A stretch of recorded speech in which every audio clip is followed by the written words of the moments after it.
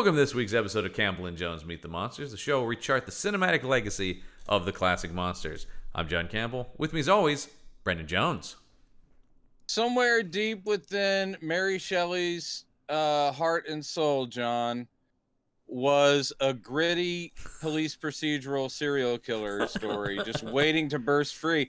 And now we've seen it. We have finally the true vision of this. This is what she said she wanted, right? This is like the Star Wars special edition. This is like if I could have done this at the time. Legally, I think this movie should have fought for the claim to being called Mary Shelley's Frankenstein because it is so close to what she wanted. This has such the existence of this, and we are talking about 2004 is what ended up just being called Frankenstein, but some people still refer to as Dean Koontz's Frankenstein because it kind of is and kind of isn't.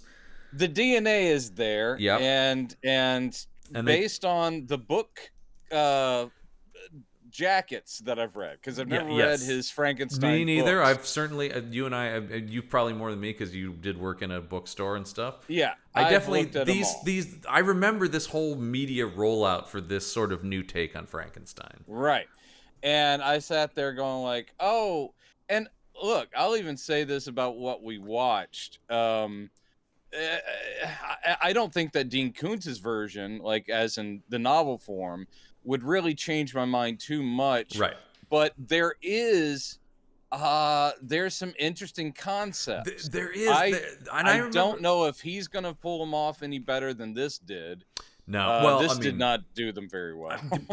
Probably only slightly better because he's not, we're not dealing with because this is so TV. I'm sure the books are a little bit more expansive. Is TV, but this is you can tell this is someone that was shooting for the bleachers, because this is someone making a TV movie but saying, hold my beer, I'm gonna see you're David Fincher, and I'm gonna essentially Fincher is this is what I'll say. Mind. The story of Frankenstein's monster is a lifeless corpse with a damaged brain put in it. Yep. That is this movie. Sure. This movie is a lifeless corpse of a David Fincher music video. This is essentially 9 Inch Nails, basically, and Seven. And then with a diseased, messed up brain put in it. That's the concepts glommed onto the Dean Koontz, and then glommed onto the cast of Dazed and Confused. It's the single weirdest choice of many weird choices, but so distract. And by the way, two actors I love. I love Adam Goldberg and Parker Posey. I love them both. I love them both. Could they be more miscast in this?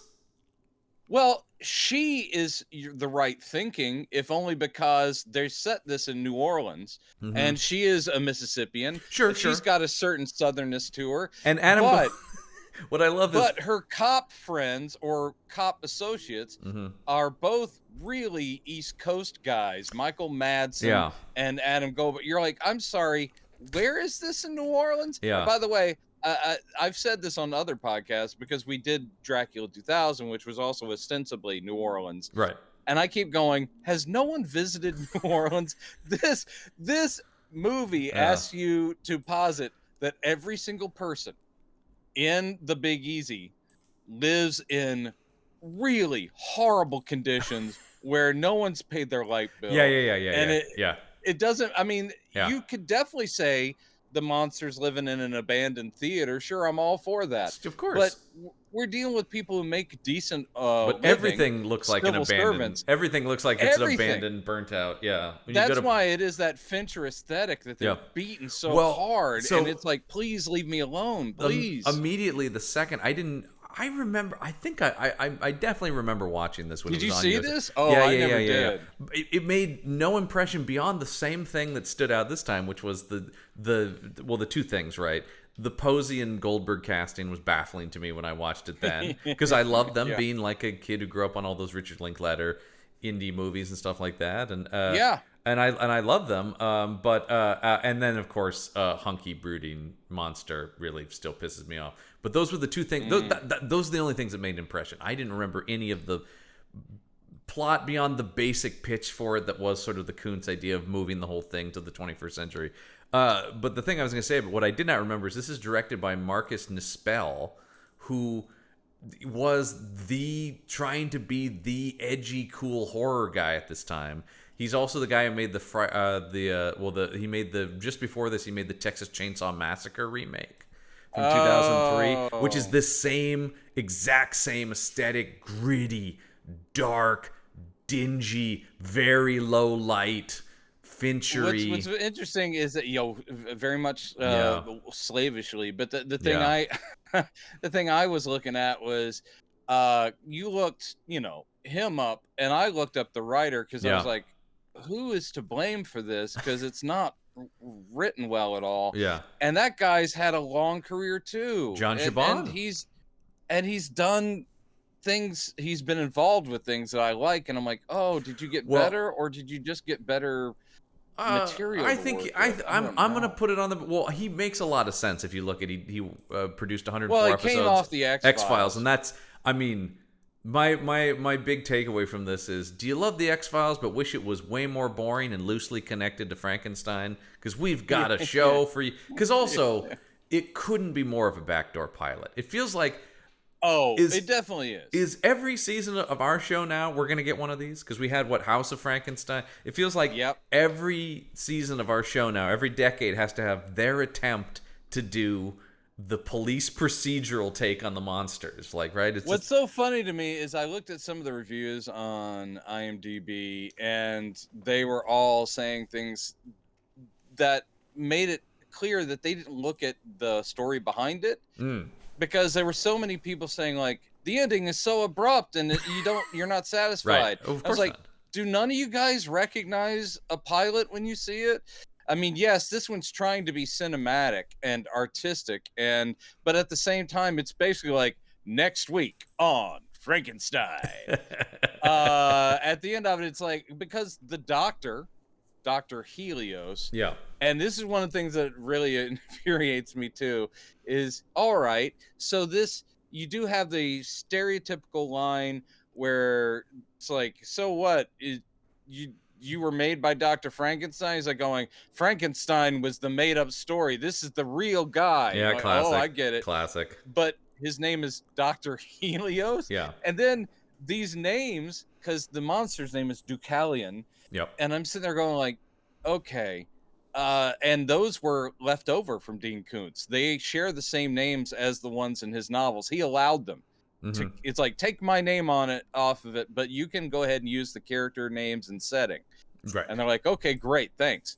And so I'm sitting there going, Koontz, are you proud of coming up with your ersatz Dr. Frankenstein being Dr. Helios? Come on. So Deucalion. I did some research here into the books, which I've never read, just trying to understand where the differences are. So in the book, the guy's name was Dr. Frankenstein. Here they make it seem like he was never named Dr. Frankenstein. Right. In the book, which would have made calling the thing Frankenstein kind of a dumb idea if that was the series name. Right. So the idea was he was Dr. Frankenstein, and because he's found a way to live for hundreds of years, he's been changing his name. Now he's Victor Helios. Yeah, but that's still a stupid name. No. I'm not saying that, but it's like the whole idea here is they're like, fucking that shit. The Koontz book seemed to be like, no, the Shelley book happened exactly as it was, except for apparently this is the thing in the whole concept I don't like. I think that one of the most interesting ideas is the monster still being alive forever and in modern day, and there's other stuff that has done that. Sure. What's the is it Destroyer? The Victor Lavelle, didn't he do a thing where it's like the monster's still alive? That was a book series. You know what I'm talking about? Maybe not. No. Yeah, there's other book series that have explored like, okay, the monster just never died and now it's modern day and he's still running around. Yeah. And that's perfectly interesting. I hate the idea that the Doctor has found a way to live for hundreds. Like, why not? Okay, because the idea of the monster still alive and maybe somebody has discovered the work of Victor Frankenstein and is now doing. But like, well, what that changes drastically from the original source material is that, and I'm not saying, again, you can play with these things, you sure, but the can. idea here is similar to the Hammer idea, Hmm. that the Doctor is the bad guy.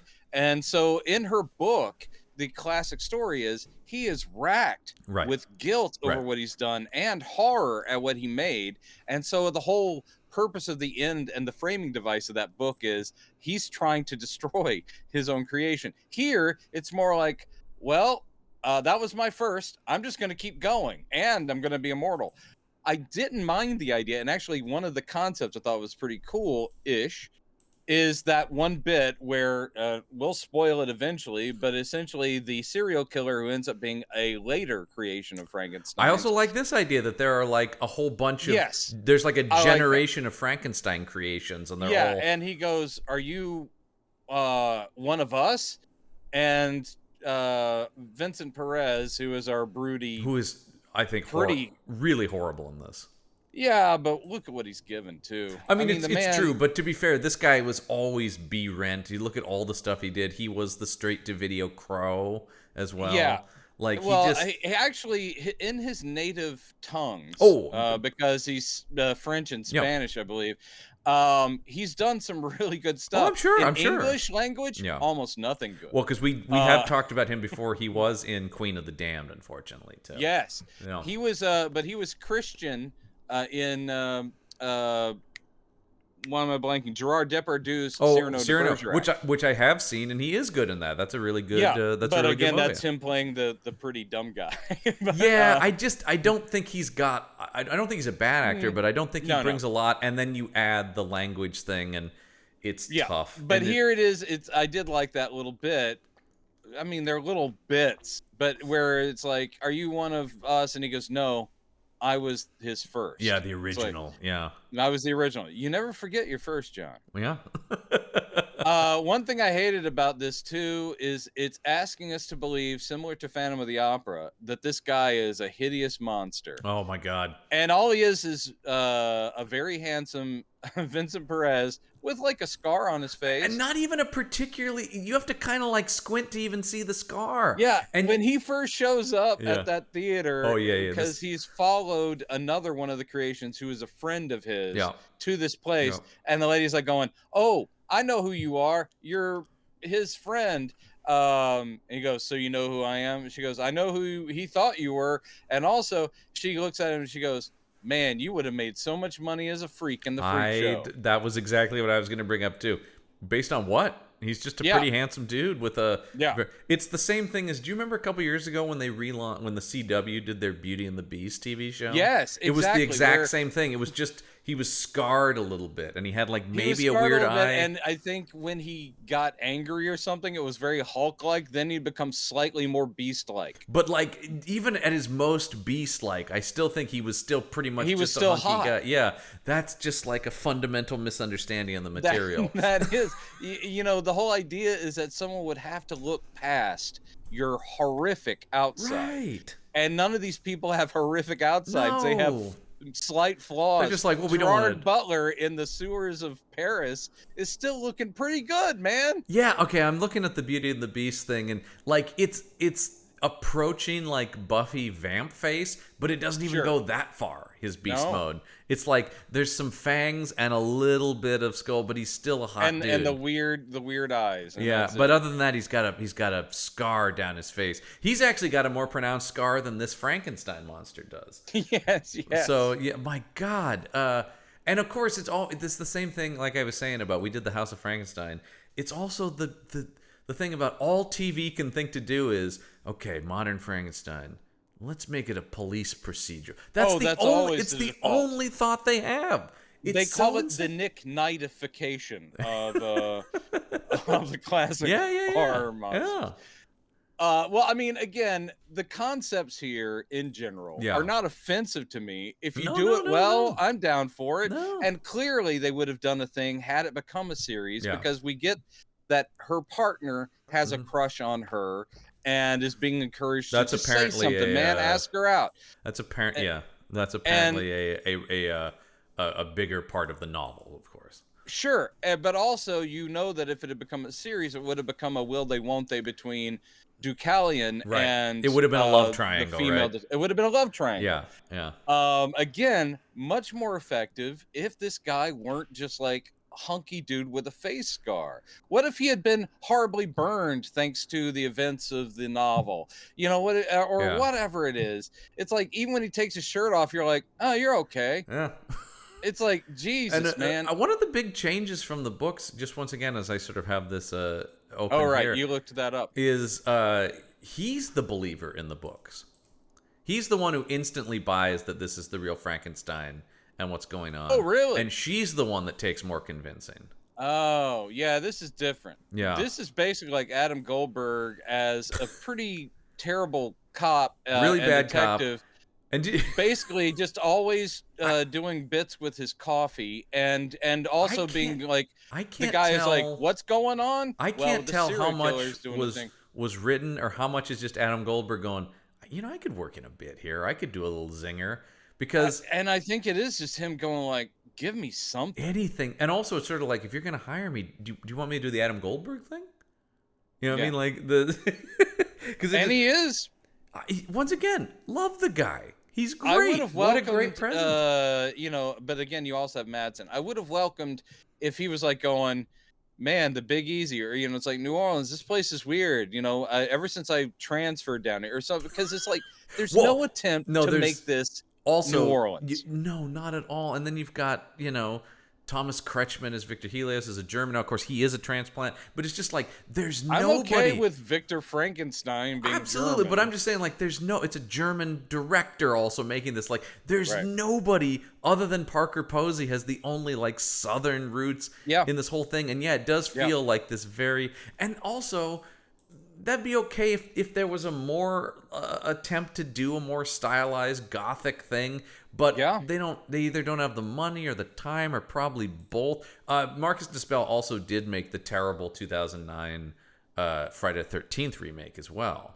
If anybody saw that, horrible. He also made the Jason Momoa Conan the Barbarian movie. Yeah, I think I knew that one. Pathfinder, which was a Viking film with Carl Urban. He really was trying to. He's like, I'm the gritty, gory guy. And and definitely very Fincher inspired. I mean, it just I love Seven so much, but like so many great things, so many attempts to make Seven. I've seen shitty versions of. We've seen 400 shitty versions of Seven. It's absolutely wild. true. It's wild. The worst thing about any filmmaker with a very distinctive style. Who does well, I should say. Is that it becomes unending, and it's Tarantino as well. It becomes an unending, just cavalcade of people imitating, and also always taking the wrong lessons. The reason Fincher, went for that with all the sickly yellow-green lighting, all the wet streets, and all that kind of stuff, and the decaying buildings. It's because that was a purposeful choice to fit Seven, which is a stylized thriller. It is not really real world. It's all very no. Yeah, I'm trying to think. Is it even expressly in a certain city? I can't remember. I can't remember if it was or not. Like, it feels like it's just sort of like general urban decay is one of the brilliant things about it. And it's like they've got the subway car outside of the apartment thing, the whole thing. So it's purposeful. Yeah, and okay. Here, it's just like, I'm going to. I just looked it up. They purposely never named the city in Seven. There you go. It's just noir crime city, Basically, it just becomes shorthand for people going, I also want to make people unnerved by the visuals, so it doesn't matter where it's set. I was just talking to somebody about this, about serial killer movies. It could have been Boise, Idaho, but it still would look like this. I was just talking to somebody about serial killer movies, and specifically, pretty much every serial killer movie that comes out is either Silence of the Lambs or Seven. It feels like it's going to choose one of those two lanes for the most part.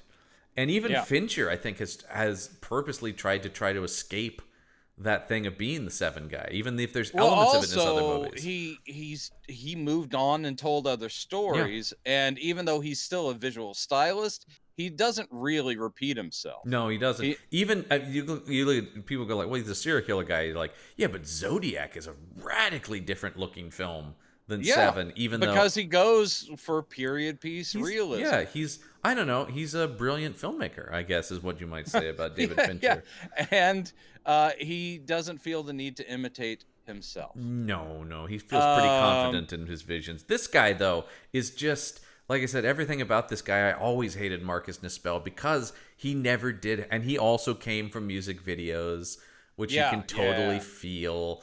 boy. And boy, his career has just completely dried up. Oh no, he's gonna come back strong. Just you wait. He appears to be working for Fox 26 Houston, so Oh, really? that's his last directing credit is local TV. What? That's what it says on his That IMDb. that I was swear.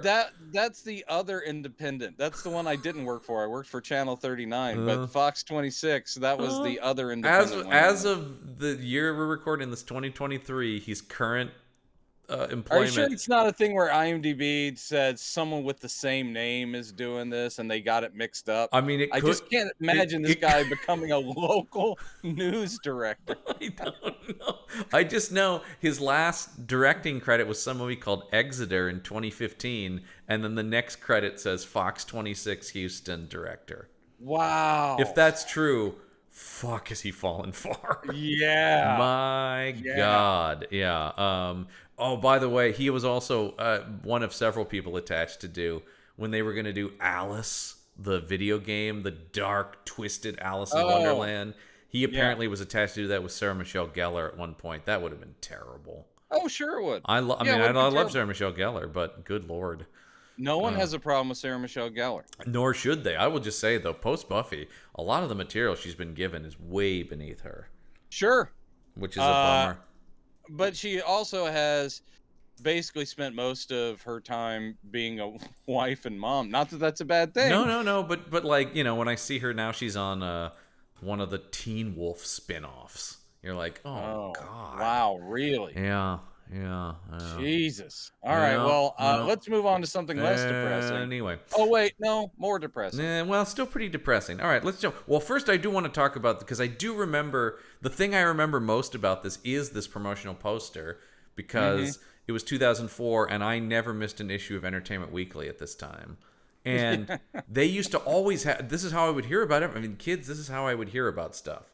They would have the full page, like, poster ad. In fact, if it was a cool enough poster, I had some that I had taped up on my wall. Not this, but Was Entertainment Tonight still a thing when you were a kid? sure, yeah.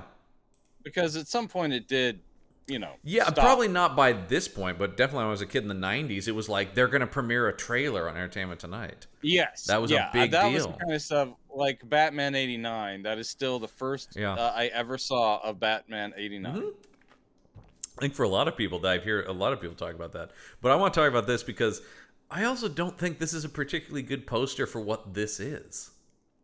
Well, they're trying to be mysterious, cool, and it's just like I guess close up. by saying that, I mean this doesn't deliver on mysterious No. or cool. This movie. Frankenstein's monster is basically, he's in a hoodie because it's, it's the modern world. Because he's got a hoodie up, man. So yeah, which is more the whatever this foreign DVD release, they really hit Martin Scorsese's the biggest name on it, because oh man, I need to know how Martin Scorsese ever even hooked up with the project when Dean Koontz was involved even. Yeah, I mean, Dean Koontz is a name. I will say that always to me the poor I've man read is Stephen King. That's always been my perception of him. Dollar store Stephen King. Absolutely. Yeah. Because And, unlike your Clive Barkers and stuff who like have their own vibe as the other names in horror, he always did feel like, well, these are just lesser King works. Yeah.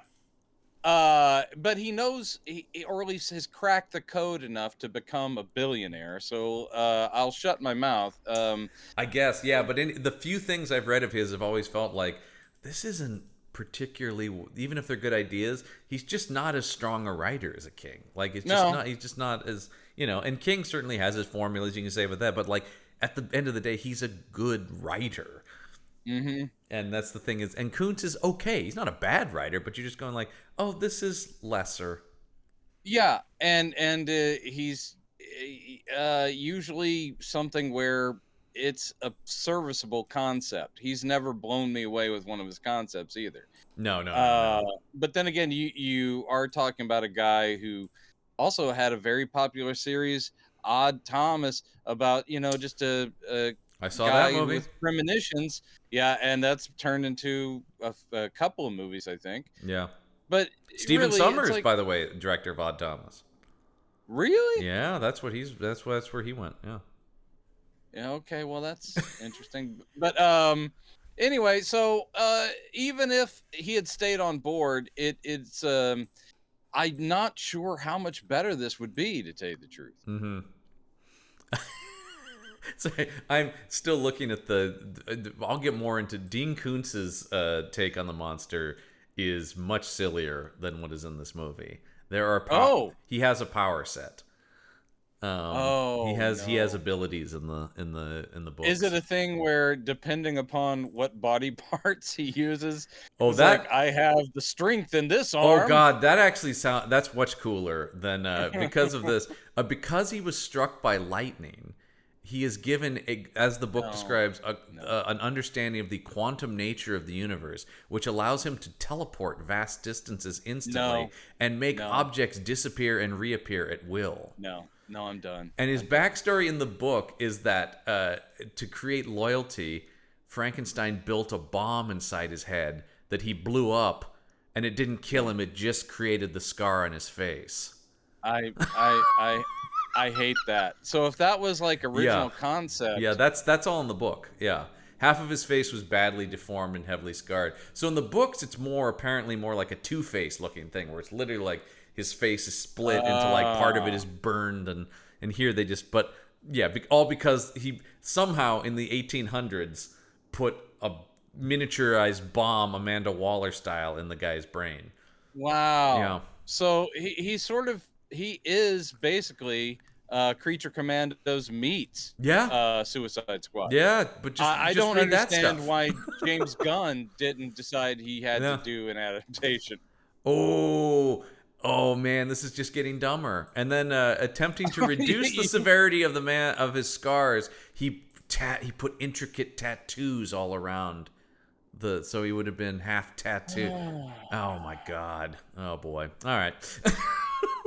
Yeah, let that go, and let's focus on the movie that happened. I'll bring stuff up as it comes up. Let's get into the movie though. We start on the cargo ship. The monster is hidden on board. Was it Deucalion? Deucalion. Deucalion, yeah. Who is a figure of Greek mythology, right? He's the son of Prometheus. Sure. Hence, Yes. the modern Prometheus. Exactly. See how that works? Dude, by the way, Koontz... Helios, the Greek god of the sun, who would have been who Prometheus stole the fire from. Oh man, it's all there, man. And that shit, that is on Koontz. He can discredit this all. That does come from his book. No, that's one of the reasons I kept harping on it, because they chose something clever. They eat, but actually in Koontz's version, it's even dumber because well, no, it's not, because here they're actually named those things. I guess the monster did choose his own name. But in the book, Frankenstein chose to call himself Helios. And he chose, independently each decided on these things. Oh my God. So the monster's hidden on this cargo ship coming into New Orleans. You've got one of the sympathetic crewmen who's been hiding him. But then, of course, I don't know, is this the ship's captain or something that comes? It's like, hey, what are you doing? I don't think he's actually British, but he feels like a Hammer thuggy. Yeah, basically, some nice person on the ship has decided to take care of and feed the monster, and then the captain catches him doing it. Is like, what are you doing? And starts beating him, which is just an excuse for us to get kind of our only moment of creature badass, where he just stands up and then just picks the dude up with super strength, and he super strengths that guy. Mm-hmm. Oh, right off the bat. I mean, to be fair, right off the bat, we're getting into the killing. But also, like, I have a lot of questions about. Well, Deucalion has no character. I guess he would have been explored further in the series. But like, where his morality is, how he feels about killing. I guess that's also a big thing from the books is that No, well, here I think he's basically, what is it? Chaotic good or something from D&D, where essentially you do bad, you deserve to be killed. He would prefer not to kill, but you don't mess with a nice innocent person who's feeding you right, and yeah. walk away. So he's like, I will crush you. That he has some sort of. That's actually the dialogue. He goes, I will crush you. Oh, I wish it was. I mean, like I said, it's treating itself so seriously. I would have enjoyed a pulpier thing, actually. This is got no joy anywhere. No, like no joy, as in not humor, but no life. Literally, there's no. I mean, life. that's the thing I was gonna say about the Parker Posey is miscast only because they cast such a compelling, interesting actress charming, and there's nothing and ask her to just remove all of that. She's better in Blade Trinity, where at least she was having fun. For God's sakes. Here, though, you're just like, cast Parker Posey to be dour. What a waste. You have her looking at her autistic brother and getting teary-eyed, and you're like going, what is this? And that's apparently a huge part of the books, of course, is this big thing about autism. Well, Deucalion, is like... They definitely hint at that here. He sees too much. Yeah. And it's like, oh, your brother has a special connection. And I'm sure that would have continued in the series. Well, apparently a big part of the series... Apparently the books imply Helios might be responsible for the existence of autism. Man, I'm just tired now. To develop to develop his slave race, he's like created autism. I gave Koontz too much credit. You did. I thought that the changes they made for this would have dumbed the material down. No.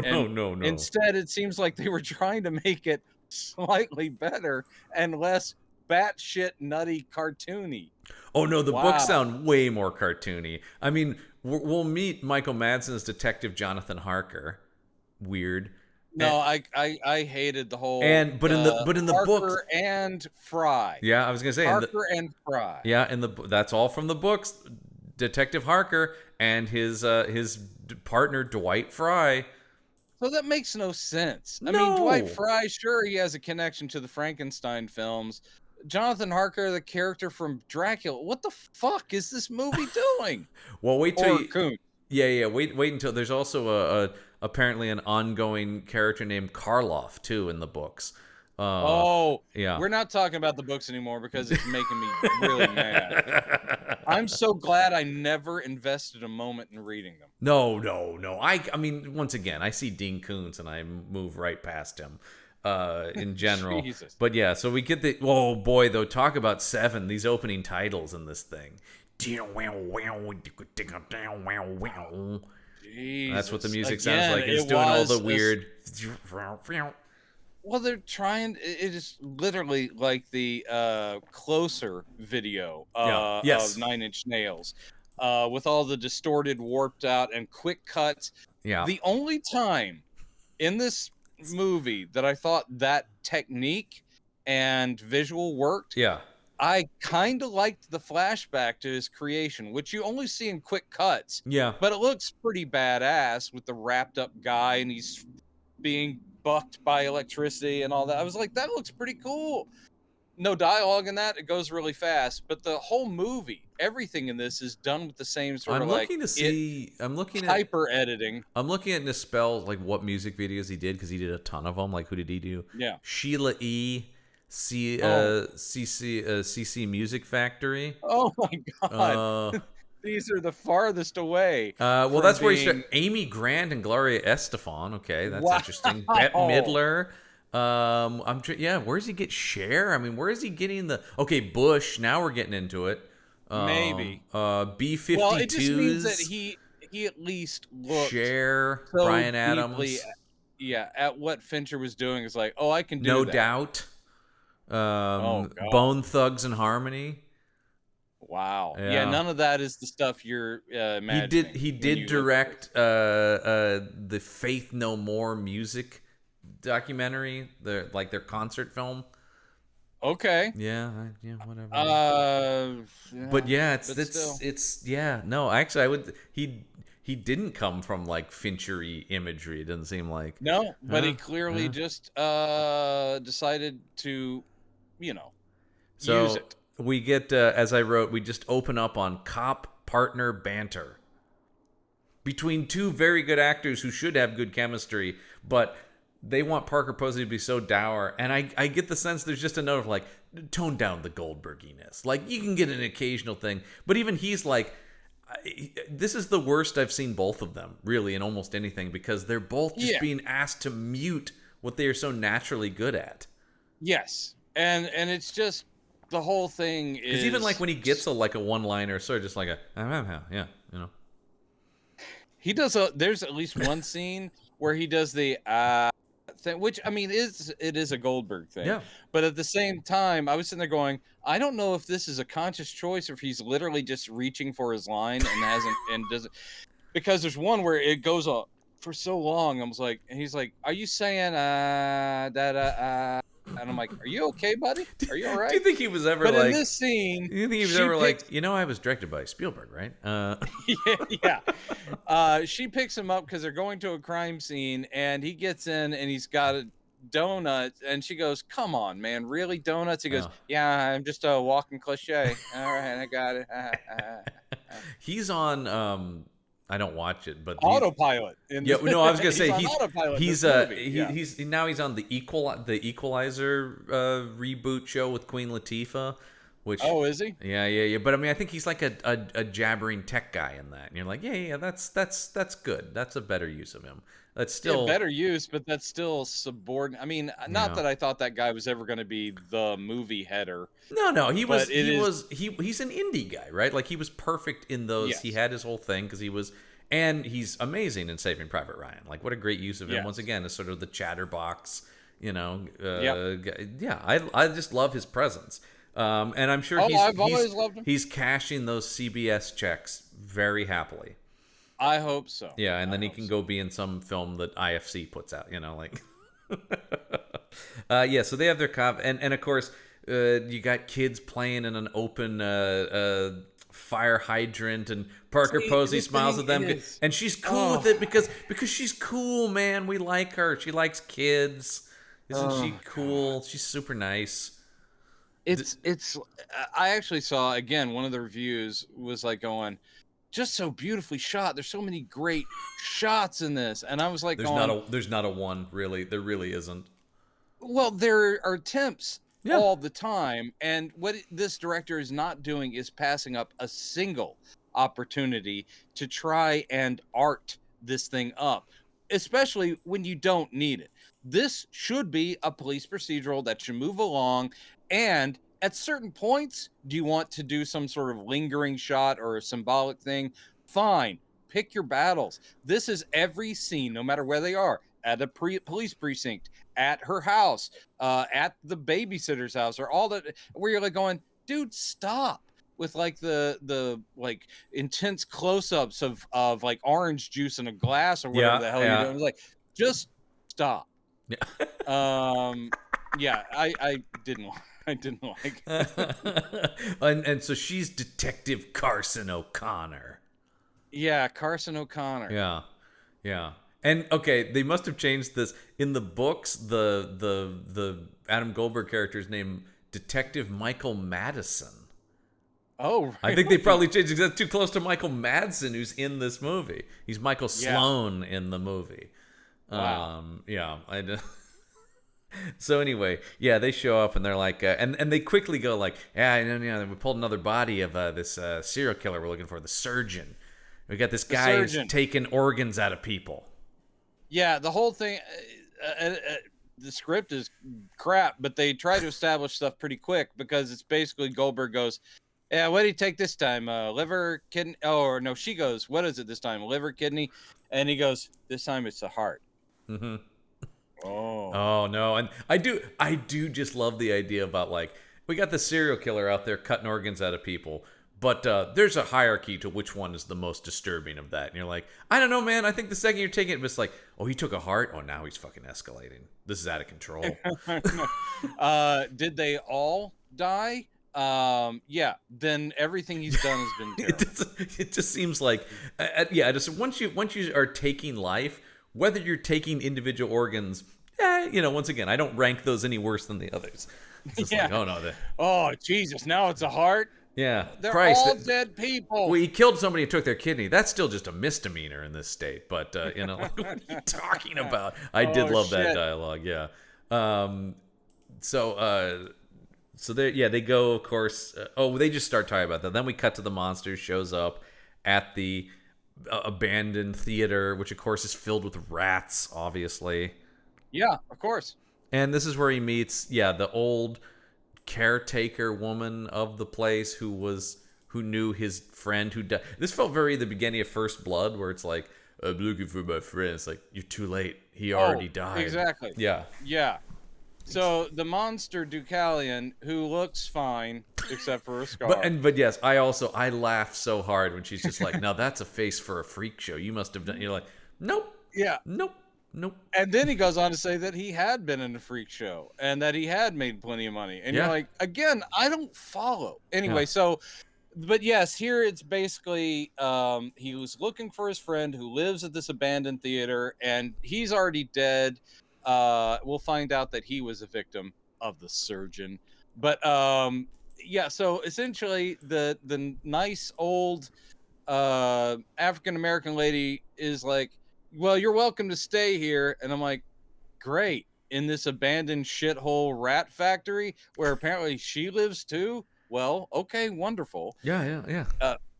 And are there abandoned movie theaters in New Orleans? I'm sure there are. But again, it doesn't matter because everyone you could set that is living anywhere. In the same... There's no sense of... And then because we're going to go to the apartment where they find... When you see Madsen's apartment later, and I'm like, Jesus Christ, he's a police detective. They're not millionaires, but you would not be living in a Skid Row, paint chipped off, water dripping from the ceiling tenement. I was like, what the hell is that? Yeah, I don't know where he's living. I mean, this might as well be set in Gotham City. Like, really, it has that vibe to it where it is just... But also, another question is about the Helios's creatures. Do they all just sort of congregate in New Orleans? Because there seems to be like 8 of them there. And has no one from the precinct where he's probably been working for 20, 25 years ever gone over to his place? Mm-hmm. I'm guessing not. Harker doesn't have any friends. Except for Dwight Fry. Dwight Fry. Jesus. I don't think they actually call him Dwight in this, but apparently in the books he is. No. Apparently in the novels. Really? In the books? He is expressly Detective Dwight Fry. That's so lazy and stupid. Koontz a bad You want writer. to do a tribute to a fine actor? Sure, but if you give someone their exact name. Koontz is a bad writer. Yeah.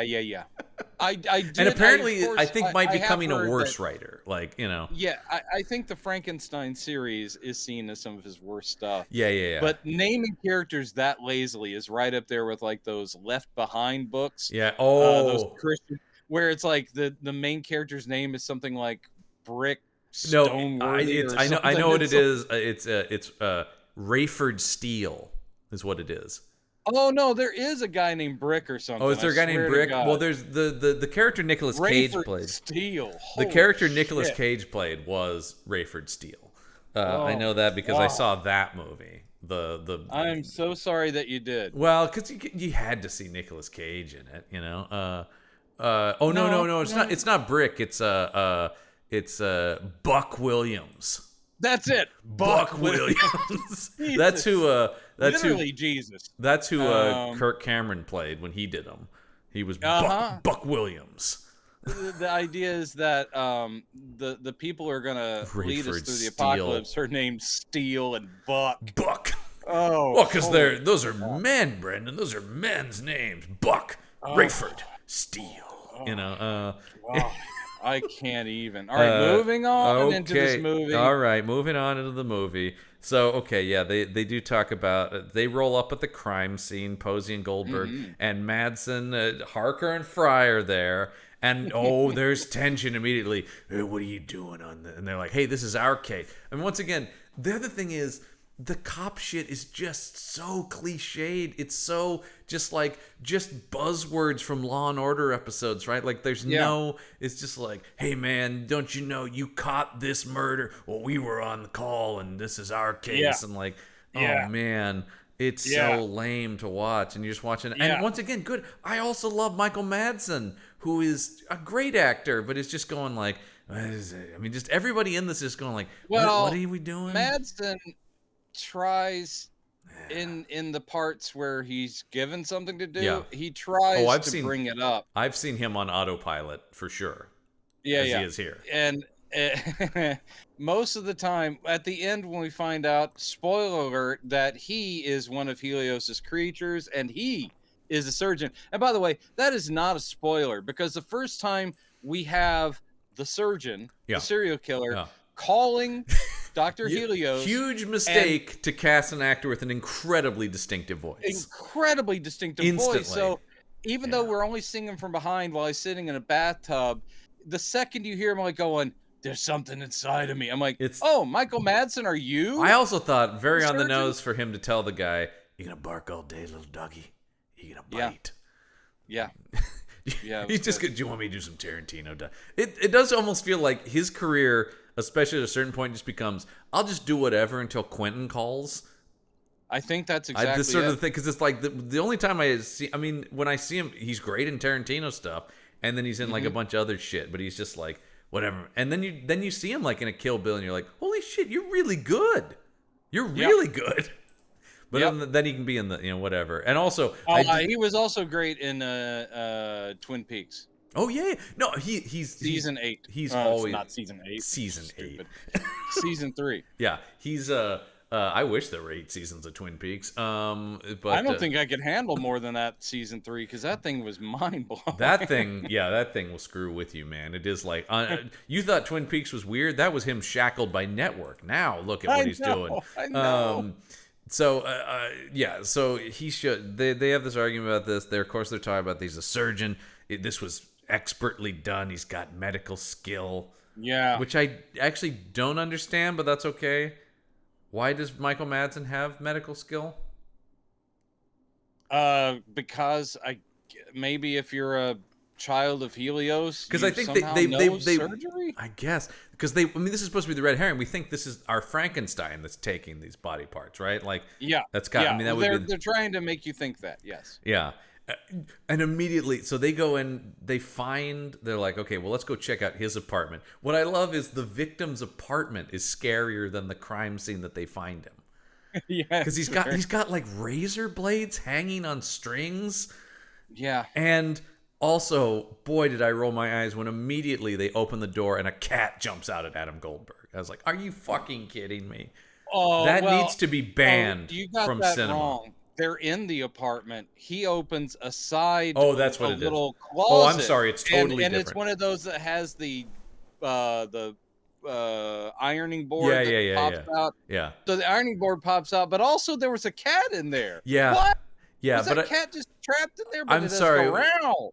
You and I have frequently talked on the show about things that just need to be stopped in movies, and a cat jumping out of anywhere that needs to be done.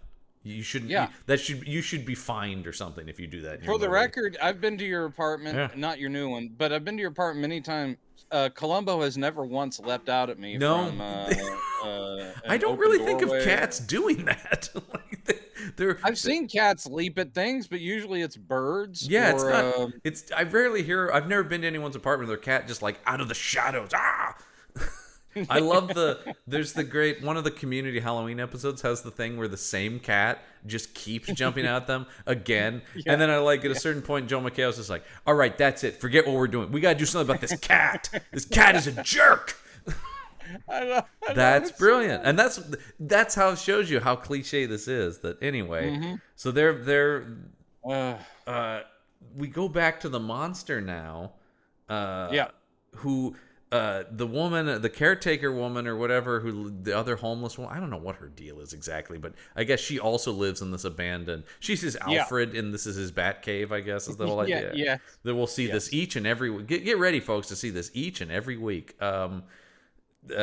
She says the guy, his friend who died, left him these newspaper clippings, which are all about this guy Victor Helios and how. Yeah, and she goes, she says to him, she goes, "Do you recognize that guy?"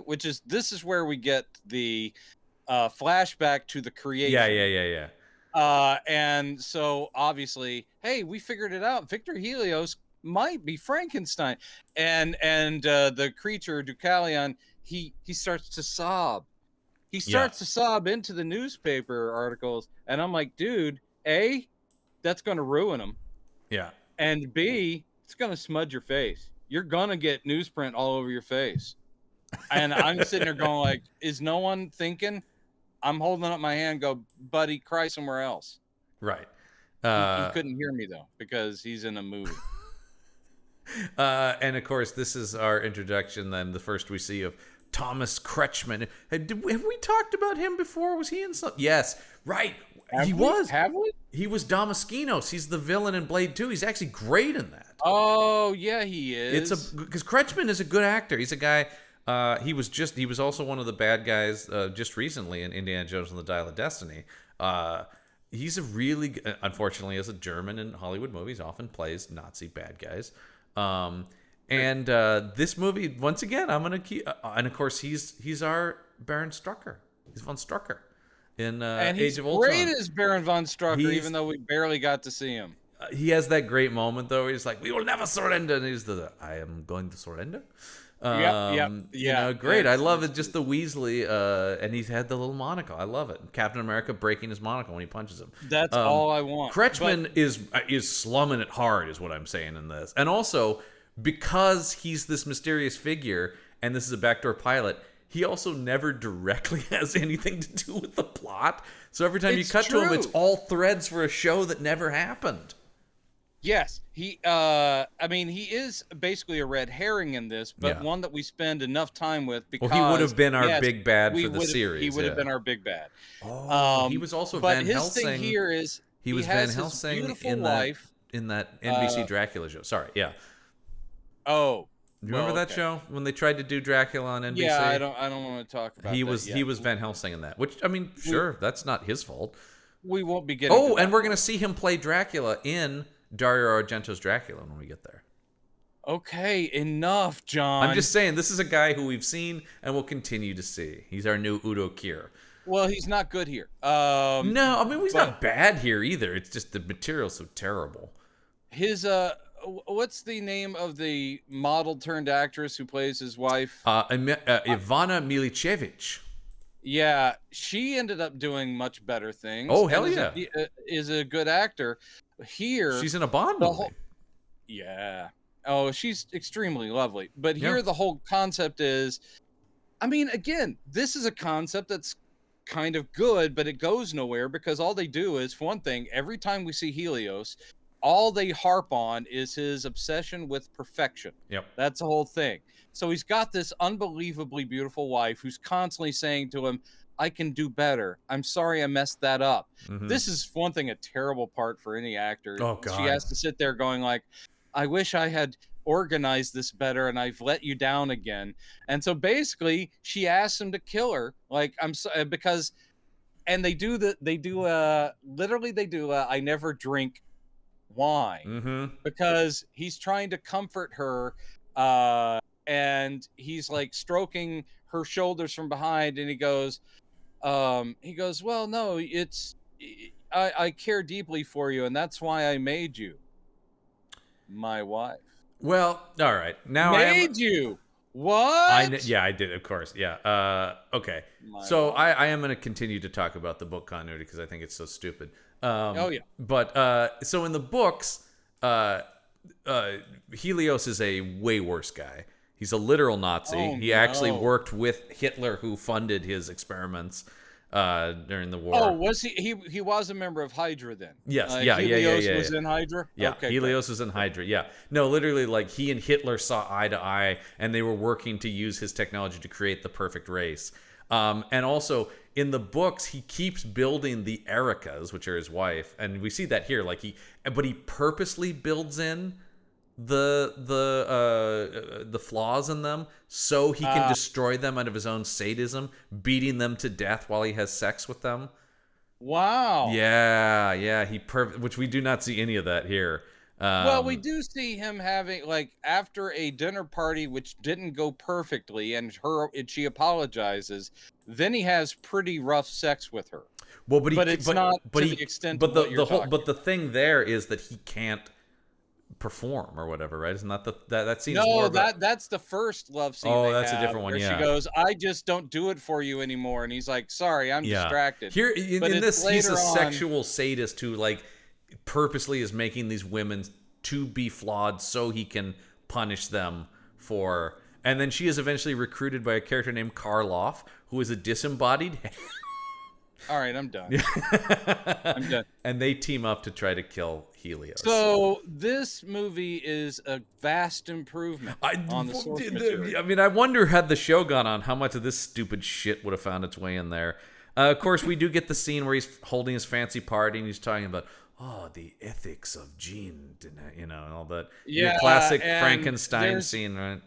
Rich people going like, "Oh, I don't know if I believe in that. What do you say?" And they're asking this priest who was also at the dinner party. Yeah. And the priest goes, "Well, I got to tell you, I kind of agree with Helios." That's surprising. And then later on we find out that even the priest is one of the creations of Helios. That's the thing, is like a lot of stuff, there's this interesting idea about there are all these Frankenstein creations. They're all living in New Orleans. They're all living in New Orleans. But I'm just gonna, but also they're just in the books. Now that you're an expert, do they explain why he has an exposed cyber spine? Because after the love scene here, he sits up and she's hugging him, and from behind you see that he's got a cyborg spine. I Helios. Don't think that has anything to do, at least nothing I've read in the books. I mean, it must tie in with how he is, kept alive or young. I think he might be the Karloff character, though. Then maybe, I don't know. No, not the priest. I'm talking about Helios has the cyber spine. Yes, they do. Okay, I do actually have that. Okay. Yeah. After the failure of his first rebellious monster, he puts himself through extensive bodily modifications to extend his lifespan and increase his physical power. Though even the Wikipedia says this is inconsistent and vague in the books about what kind of increased power he has. Sorry, yes. Okay, good. I'm glad it's vague. The details are unknown, but it's hinted at he used a method similar to what created the monster, possibly replacing organs from healthy victims over the years, though once again, unclear. But yes, that is a whole thing in the book, is that he has been, like, replacing parts of his body to stay alive forever. Yes. Just like I do. Yeah, of course, yeah. So, of course, then we get Goldberg talking to Parker Posey about, once again, just cop cliches of, you got to take a break from this case. You're working yourself to death. You're obsessed. Yeah. But why is she obsessed? Who knows? Well, I'll tell you in the book. in the books. You are an expert. Well, now. I literally just read the Wikipedia of this. In the books, Helios, her father pursued Helios for years, and then Helios murdered her father because he discovered the truth about the monsters. So apparently this family has just been battling Helios for generations now. Here it is basically just because she's a dedicated cop. Yeah, but Goldberg is trying to get in there. Because that's his whole thing about, man, even serial killers, they take a break to go see a movie every now and then. So he's basically going, please date me. You want to see a movie with me? Please date me. My favorite description from the Wikipedia, by the way, is eventually she does also have feelings for her partner, but it says that this is directly from the Wikipedia, she does not think that the middle of an apocalypse is the perfect time to talk about love. Yeah. Because the books get way more into what this sees at the end about, like, no, Helios is trying to replace the entirety of the human race. They do drop that into this, but it is how the like fuck is he one going to do line. that, though? Come on. He can't make enough Well, I people to think it is, replace like- the world. But he's also dropping in, like, I think there's the indication of what you were talking about from the books, like that he's causing certain illnesses or whatever. Yeah, desires to. Apparently, in the books, he actually name checks Huxley's Brave New World as being what he wants the world to look like. Yeah. Yeah. All right. Well, whatever. That's great. That's great. Yeah. And then the books here they do the thing that they can't kill themselves. He's programmed them so they can't kill themselves. In the books, they also can't murder. Yeah. But then how is the surgeon doing? Because he's been screwing with himself, right? Like, or whatever. I don't know. The whole thing in the books is he's a renegade member, and then the whole thing in the books is he's trying to find the happiness gland. Is the whole thing that the Madsen character is? He's going, why would you build us without happiness, creator? And I need to find what makes humans happy. No, I'm done. I think you've been done about 8 times already here. Well, yeah. There's in this thing. There's also the here in the movie. They never quite explained this. They put in the stuff, and I'm sure this is from the books. It's like he's been improving his creatures over time, right? Because an autopsy on the creature's friend who died. That was one of the Helios creations. Oh, you mean the character I would have been cast as? Sure. The coroner guy is like the weird, coroner, weird little coroner guy is like, I'll tell you, I did a thing on. Yeah, that would be the part I would play. So they took his heart. He goes, they took one of his hearts. What? So and then you got Goldberg's going like, you tell me this guy's got more than one heart? Yeah, exactly. And also there's other things. He's got his bones organs are that do harder. Other things. Got and he's crazy hard bones. He's got crazy hard bones, and he's stronger than a normal person. They talk about because he goes because Goldberg's like, that must be some kind of DNA defect. He goes, defect? This guy was better than human, like. Yeah. He was more human than human. Yeah. More human than human. Yep. See what he's done there. But they essentially it is really stupid. And then they do that whole thing, and later the surgeon, Madsen's character, keeps talking about one of the reasons he wants to get in touch with Helios, and he's doing all the surgeon killings, I guess, just on his own to call attention to it, whatever. But it's not about a happiness gene. He's like, there's something inside of me and it's coming out. And for most of the movie, we're sitting there going like, okay, that's him dealing with organs, whatever he's got. And then literally it's a chest burster kind of thing by the end of the movie. And we're all going, what the hell? Yeah. Oh, that's interesting. So sorry. Once again in the books. No. I hear you say once again in the books. One more time, will walk. The freak show, the person who ran the freak show is the caretaker person. They made that character dead for some reason, when in the books that is his companion. Oh, okay. I just thought an interesting thing. Instead of making it like, well, maybe they were trying to, for the show, go, let's calm down a little bit on how many creatures of Helios are involved in the plot. Okay, so let's go home with Parker Posey to who I thought initially that would be nice. I would love to come home to Parker Posey, but that's not going to happen apparently. Not this Parker Posey though, who's so dull. I didn't know it was possible for her to be this boring in something. So she comes home to what at first I thought was her son, but of course is her brother, her autistic little brother. Her autistic little brother who's making castles. Who's, with 25 blocks. Years younger than her, though. I need explanations. He's building castles with blocks, and I could not think of St. Elsewhere, man. Of course. So are you saying that Frankenstein is part of the St. Elsewhere verse? Yeah, that St. Elsewhere retroactively makes like a bunch of shows not exist. Yeah, she comes home and Way to go, autistic kid, and for making this her not exist.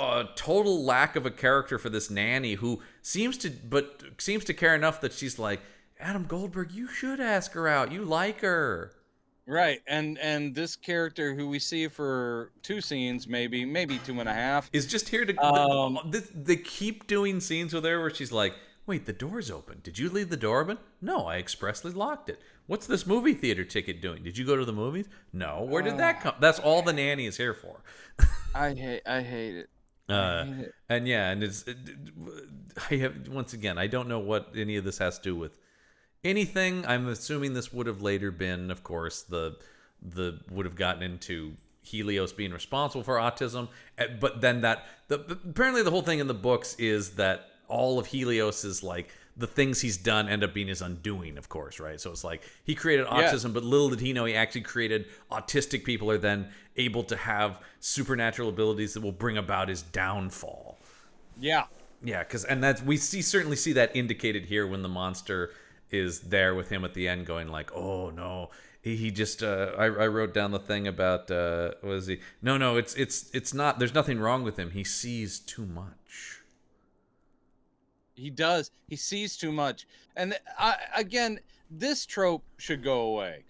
And I am not saying that autistic people should not be celebrated and embraced for their specialness, but this whole thing where they're like superheroes.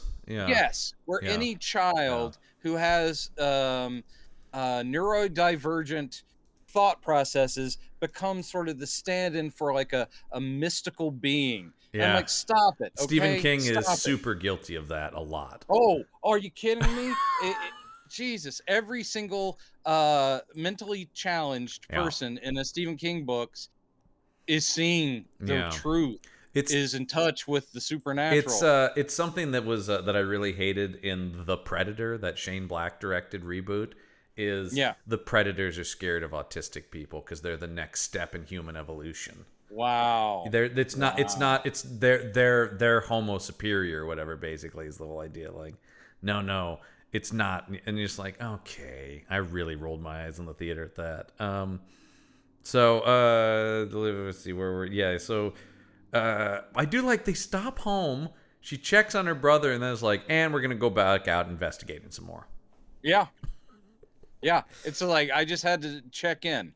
Because this is where checking in with my subplot. This is where she'll meet checking in with the C plot. Yeah, this is where she'll meet Deucalion, right? Mm-hmm. She goes back to the victim's place, and this is where Deucalion is, and she pulls a gun on him, but of course he's like, no, we're on the same side. Yeah, and this is where she learns the thing about, like, he wasn't murdered; it was a suicide. Yeah. And that's the whole thing. And he goes, the surgeon is not your enemy. He's merely a cause. It's his creator that is your enemy.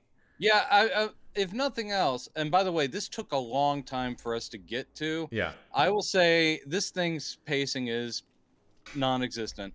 So even at 86 minutes, this thing drags like nobody's business. The gimmick character, which is the Frankenstein creature, which is why we're watching it. We're not really watching this to see the adventures of Parker Posey, detective. No. But we get Frankenstein's creature just wandering around in the background, and now finally he's met ostensibly our lead. I know. And I the only thing I appreciate is in their first scene together, he basically goes, Frankenstein's monster. Okay, Frankenstein's monster, and here's the thing about that serial killer. He's another one of them. We were both created by Victor Helios. Got it. It does feel like, I'm sorry, does the monster have somewhere to go that he's like, look, I don't have a lot of time. I got to fill you in on all the exposition you need. No, don't interrupt me, okay? I need to tell you this. I've really got to be somewhere in like 10 minutes. So it's almost as if the movie was like, shit, where are we? And then I do love where she's like, this is crazy. And he's like, oh, you don't believe me? Check this shit out. And he breaks open a wire and shocks himself. Yeah. And then disappears. Yeah. And then I like later when they're talking about like Goldberg's going like, well, it sounds like it's a magic trick or something, man. I don't know. That doesn't. Yeah. And he goes, like, I don't know. What happened after? Hey, what happened after he shocked him? She goes, I don't know. Like a cloud of smoke appeared and he disappeared. He goes, yeah, it sounds like a fucking stage magician, man. Like, yeah. He's like, so you met a weird stage magician. Yeah, I don't know. That guy's. Once again, yeah. So Again, we should state we love Adam Goldberg, yeah. but here I will say he's not engaged. No, And he's Parker Posey's trying because this might end up being a series. yes, I do think. I will say Madsen probably is like, whew, if this goes to series, dodged a bullet. I got my money and I'm out of here, man. I'm not committed to anything.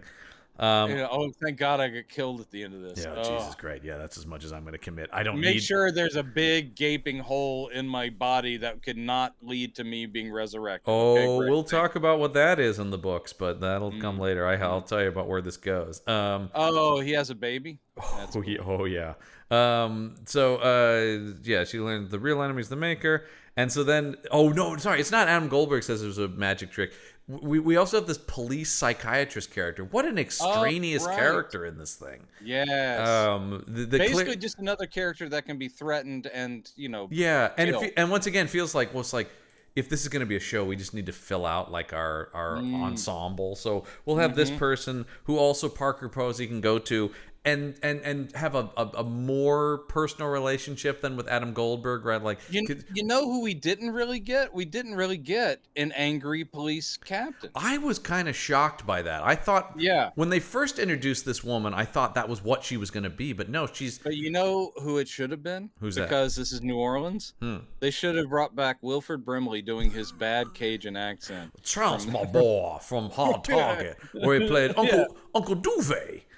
He should have been the police captain. That would have been awesome. Love Wilford Brimley as Uncle Duvet. Why did you tell me about Frankenstein monster? When he shows up, because his name is Chance, my boy. When he shows up, and Hard Target, man, a million times more entertaining than this. Yes. So she goes there, and then she's just like, I don't know what I believe anymore. Because they have to in 86 minutes convince us that Parker Posey goes from being a totally normal person to joining a fight against the supernatural forces of evil. Yeah. All right. Okay, so then this leads them to this funeral director who talks about like, well, there were these couple guys who were just like hanging around at all the funerals around here. Yeah. They seemed harmless enough. They just seemed to, I don't know, like death or some shit. Yeah. And then, God, here's the thing about the pacing, and this is very TV movie pacing. It is both so slow and too fast at the same time. While they're talking to this guy about the people at the funeral home, Adam Goldberg gets a call. He's just like, what's that? Hey, there was a fire at the morgue, and the body of our victim and all the evidence about him just burned up. Off screen, just whatever, in the middle of another scene. I love the fact that the stuff that one medical examiner guy found out is already beyond anything science knows. But so the burning up of all that, I'm sure that took care of a lot, but come on, man. It's not like that guy disappeared. Or do they imply that he also got I don't think they said anything. That guy was definitely angling for a recurring role when this turned into a series. Yeah, right? he's like, I'm the guy who found the two hearts. Yeah, I can always be here. I can show up in one scene every week to go, this is another crazy thing I've noticed about your case. Because also, if this had turned into a weekly show, there would have been other stuff, right? They would have eventually run into a werewolf and some shit. They couldn't just have it be every week they're battling Helios. That would have to be your big bad. But eventually, Goldberg and Posey and the Frankenstein monster would have been stumbling onto zombies and mummies and shit. That would have happened. Oh, it would have been so bad. It's really, we did dodge a bullet that this thing didn't turn into a show, because it would have been horrible. Yeah. There was no saving this. No. For any possibly interesting idea it has, it's just terribly done. When Parker Posey comes home, the door is open, even though, as we talked about, the nanny says she locked it, but no, the door is open, and there's this movie theater ticket. And once again, the pacing of it is just like, oh, this movie theater ticket. You guys didn't go to the theater. How'd my brother get this movie theater ticket? Cut to, she's at the theater. Yeah. And the monster is there because it's like, time for more exposition from me.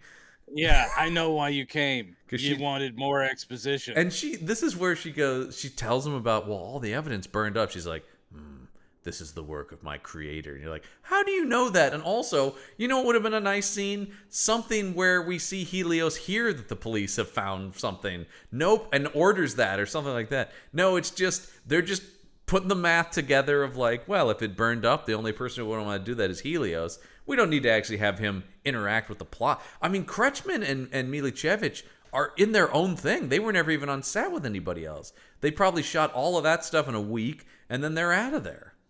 There was the dinner party scene. There were other people there. There were other. I'm sorry, but none of the other main characters is what I'm saying. They never interact with Posey. Right. You never get interact with no. You don't even get. You don't even get him and Madsen, do you? You get him and the priest, and Madsen escapes, but you never get Helios. The priest, the priest is just the go-between, because you do get that scene when he goes to the. I think that's the next scene actually, is where Helios goes to the priest and is like, "Hey man, one of my creatures is out there and he's up to some shit. Let everybody know, capture this guy, but I would really rather have him alive. But either way, I need that body." And why does he need that? Like, just because to get it off the streets? Maybe because the whole stuff. Thing here is, in the 200 years since he did the original experiments, he's perfected a way to make these, right? They're born out of this like milk bath shit. He's like growing people. Yes. And of course in the books he has farms of these things. So he has hundreds of them eventually. You know, it's like he's growing people at a massive rate. Oh man. His new race, because he keeps calling regular humans apparently in the books the old race. What you've done for me now is spared me from ever needing to read these books. Were you ever tempted by that? I was. I'm interested. Once again, look up the back of what the. I gotta look up what this is called. Victor Lavelle's stuff is a better take in from what I've seen of the idea of a modern Frankenstein. There have been plenty of modern day. The Frankenstein monster is still wandering around. Yeah. So yeah, of course, and it's you know, the legacy of the monster. Yeah. Well, his is because Victor Lavelle is a black author who writes a lot about race. He has a lot more. You know, there's a lot more of a sci-fi premise in it. He's actually talking about something. You know, like, he's actually talking about like segregation and stuff like that, and prejudice. You know, once again, like a good sci-fi or horror writer, it's like, I'm going to talk about this concept through this trope. As I don't think Koontz knows, from what I've read, I don't know what the fuck the point of any of this is. Trying to create a series of kind of dumb action things. Yeah. There's 5 of them, by the way. I don't think we've said that. There are 5 Frankenstein books from Dean Koontz. You've done a good job of advertising them here. I think so. Go out and get them. Go to your local bookshops, everybody.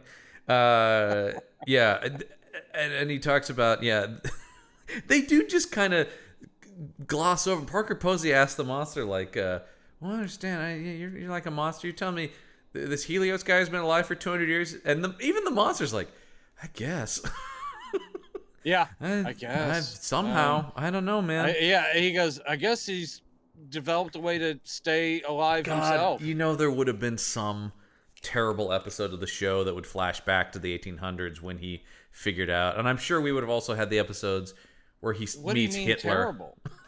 It sounds awesome. I'm sure they would have had the episodes where he's in an SS uniform or something, too. Ugh, God. Let's see here. Right. They go. This is when they figure out that Michael Madsen is the killer, because Parker Posey confronts Detective Dwight Fry and says, what about the victim's apartment with the razor blades? He's like, what are you talking about? And she's like, wait a minute. Yeah, he goes, what? I don't know what you're talking about.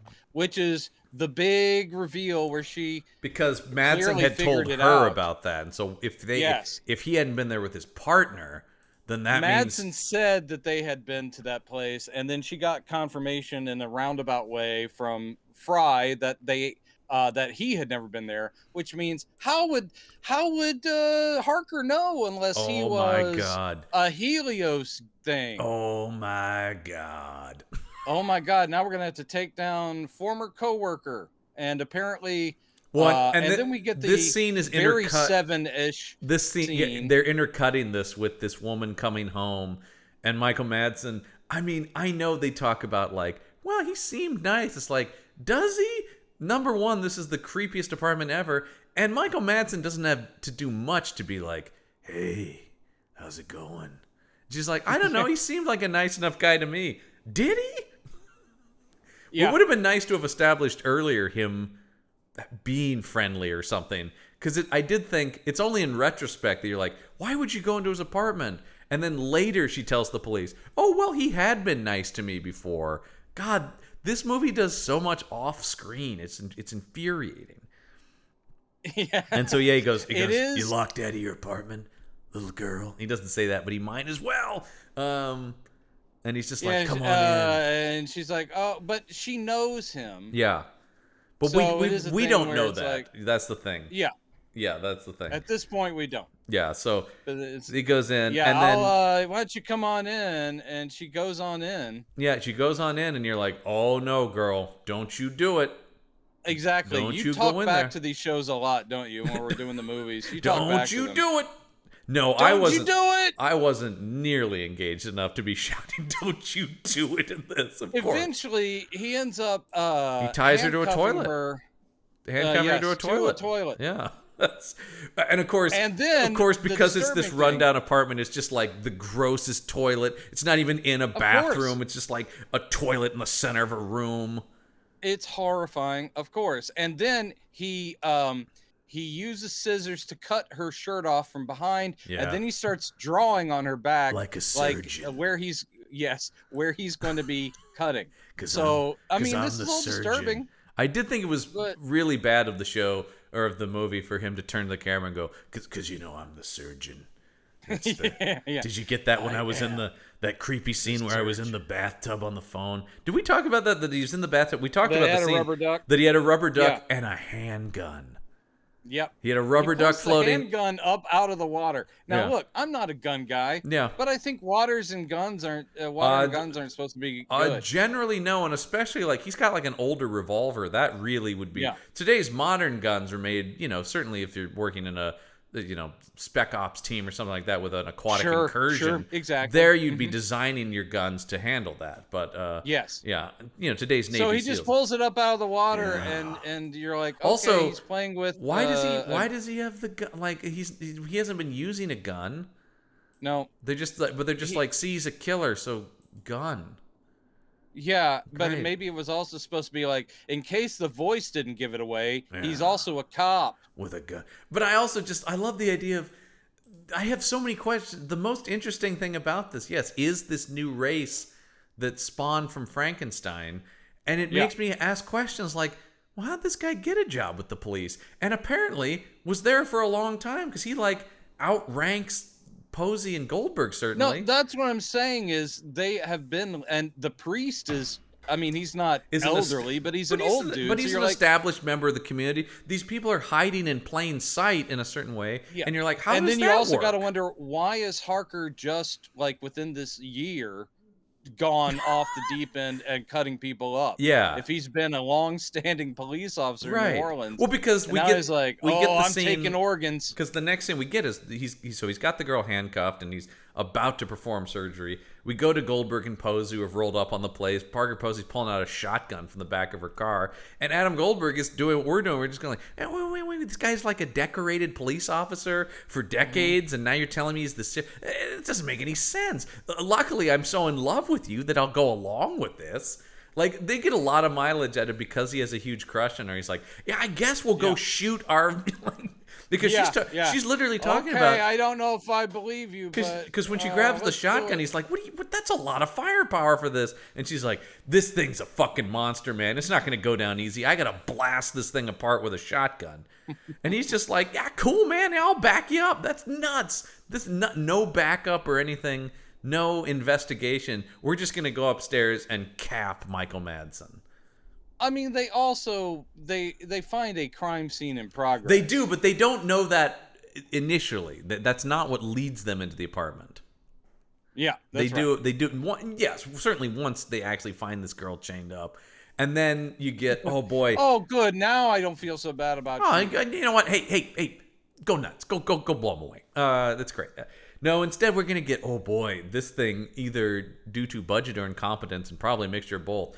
Boy, anytime this tries to have an action beat, yikes. Because this chase across the roof, because Goldberg saves the girl while Parker Posey chases Michael Madsen out onto the roof. And then he leaps off of the roof and lands on the ground. And you're like, oh, surely killing a man. But no, you see his eyes open back up and he scampers off like Michael Myers. Because he sure does. You get that moment where it's like, hey, what do you mean you're telling me?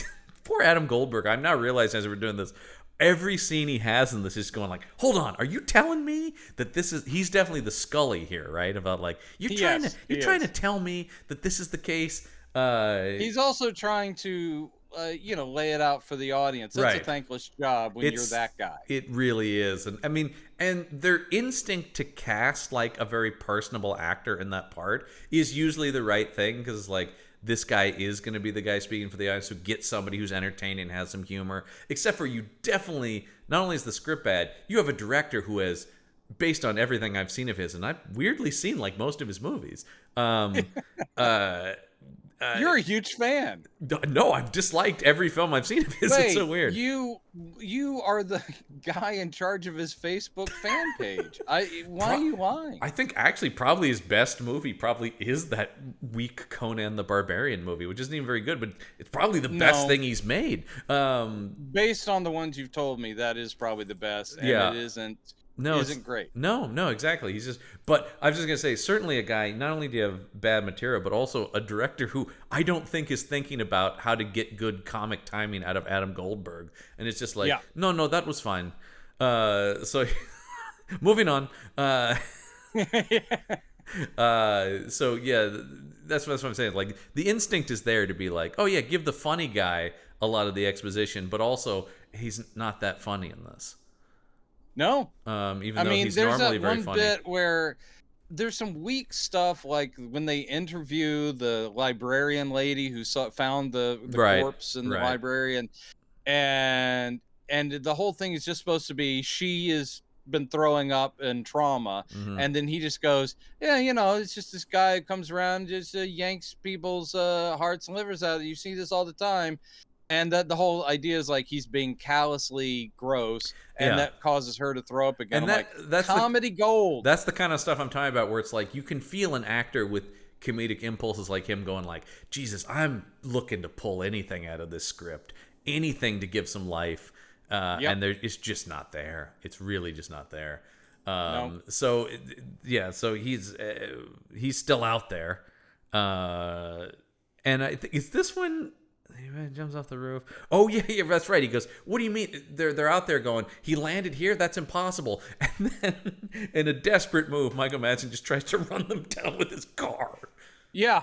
And then you get them just shoot. I love cops just shooting at a car as it's driving away. That's good. Those bullets could be going anywhere. Whatever. We'll just fire into the street. Have you seen the New Orleans we are in this movie? Come on. Yeah, there's nobody around. They can't do anymore. Also, that is a thing. This is another movie like Dracula 2000 where even though they're in a very populous and very notoriously nightlife heavy city, there is no one on the streets. There's no one on the streets in this ever. Movie. And yeah, you're right. In day or night. Whatever rounds they're firing can't do any more damage to this neighborhood than we've already seen. Who can tell? No. They can't tell which bullet holes in the walls came from them even. Nope. But this is specifically actually violates police training to fire at a movie vehicle.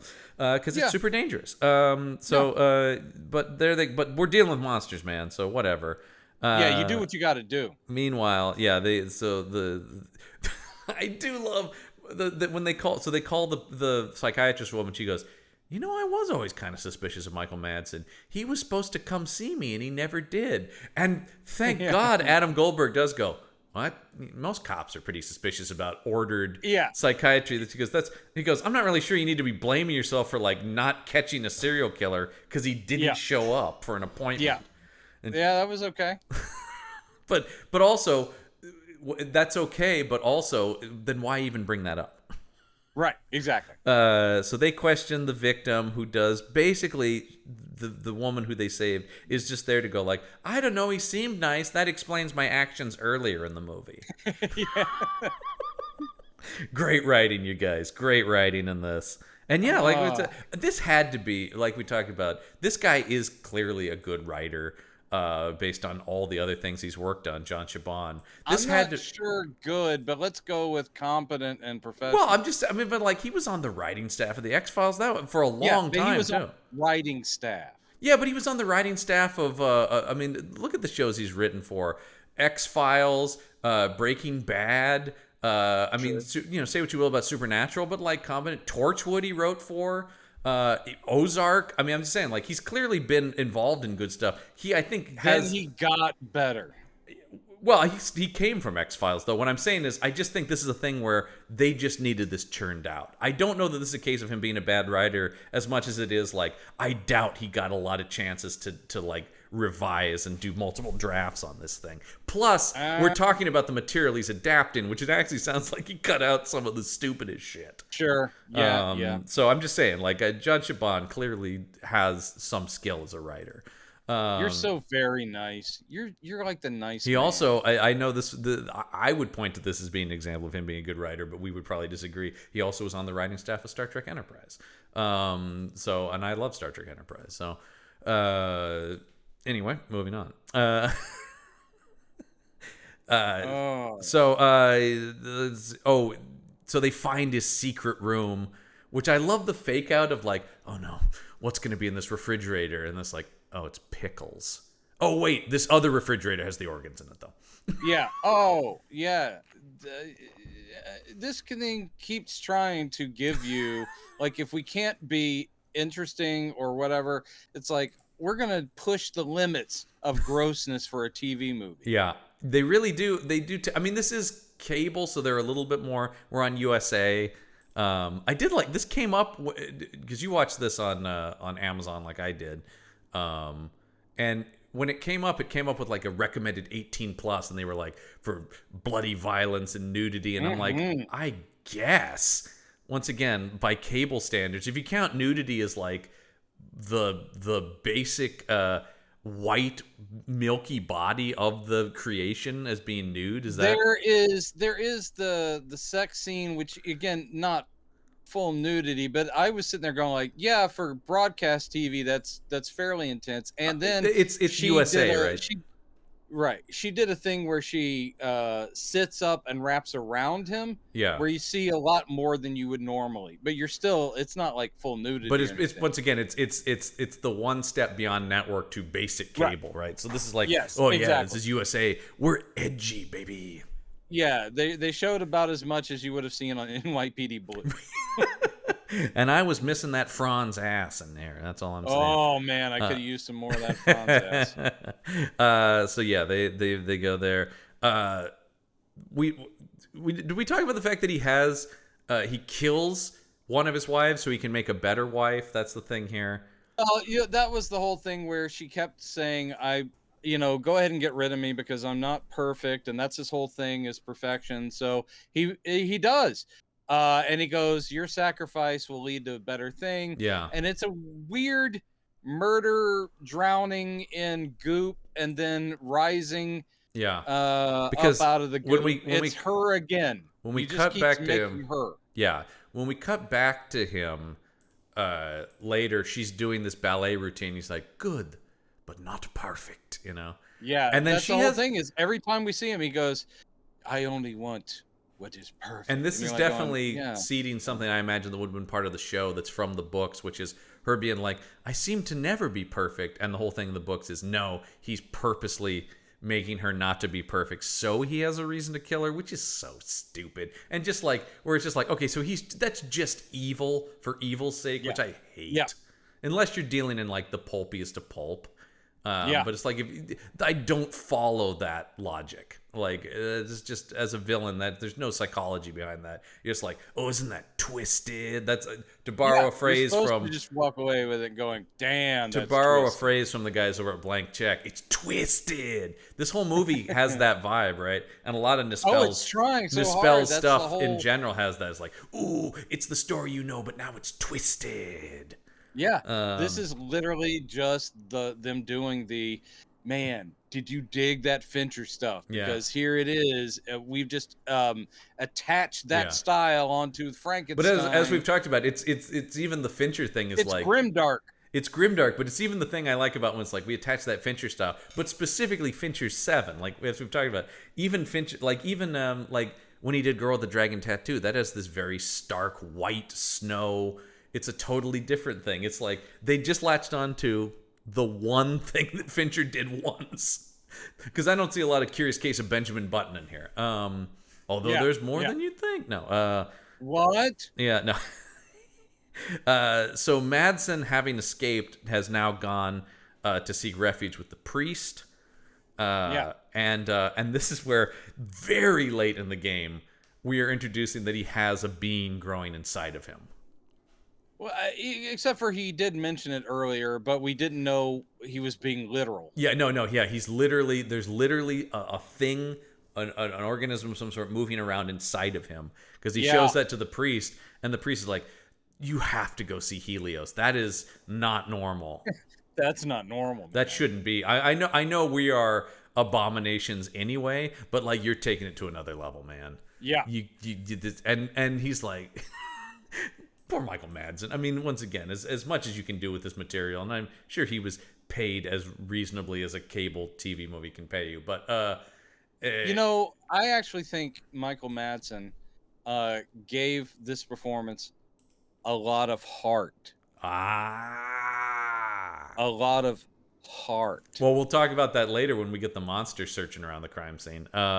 He's got 2 of them. But Madsen has to go.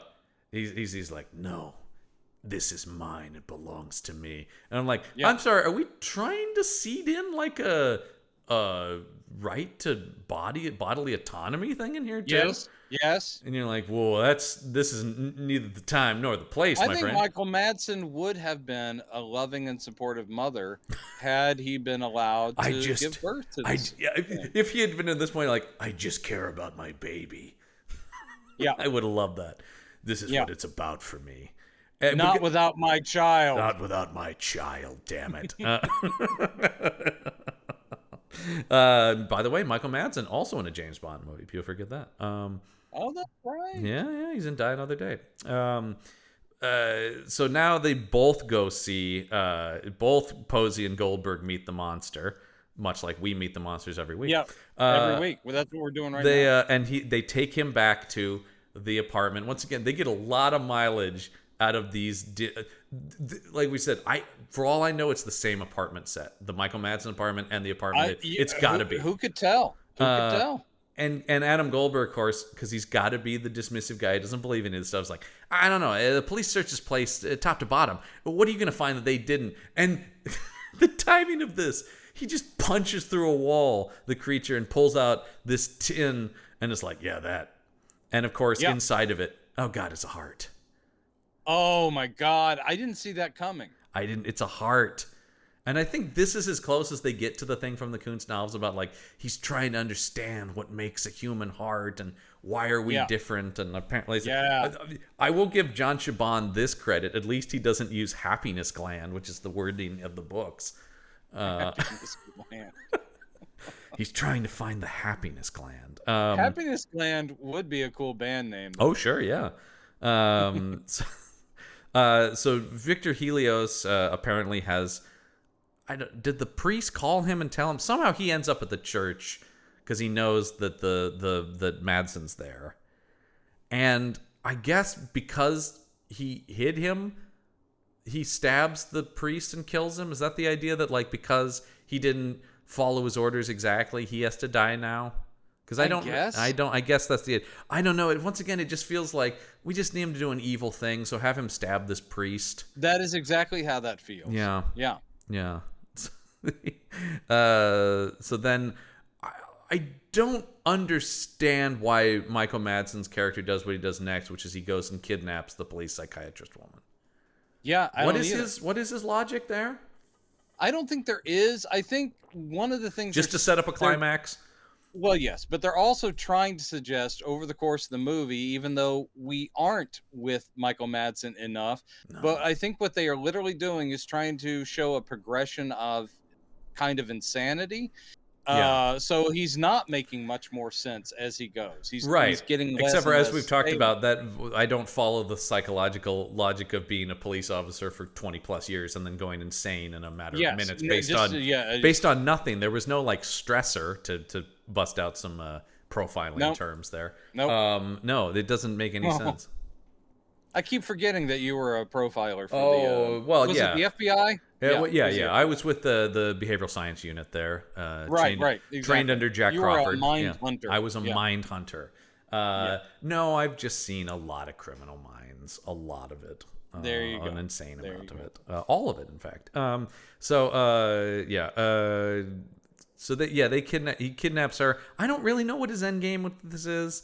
But anyway, that just allows Parker Posey and Adam Goldberg to show up and chase him to save her. Geez, I thought I was in an action shelf movie when they end up in an abandoned warehouse for the climax. Oh, Christ. An abandoned warehouse, which looks as nice as the apartments and houses and everything. There is nothing that is not dingy, rundown, and abandoned in this thing. There is nothing that isn't dripping with paint peeling. Nothing. It's insane. No one lives in the city of New Orleans. It's a totally this looks like The Walking Dead. It looks like it's a post-apocalypse. It does. Yeah, it's crazy. They chase him in there. I do like Michael Madsen just picking up Adam Goldberg over his head. That was pretty great. Then one of the most Frankenstein-y things in this is just a dude lifting another dude like arr. And skinny little Adam Goldberg, just as you would expect, does just get picked up easily. Yeah. I could probably pick up Adam Goldberg. And then but how the monster knew to be right here at this moment. He shows up with a real Batman-y entrance when he kicks him through this glass, and then there he is. And I have no idea how he got here, why he knew to come to this warehouse. I don't know, a Frankenstein-y sense. But he based on the novel's continuity, he probably teleported there.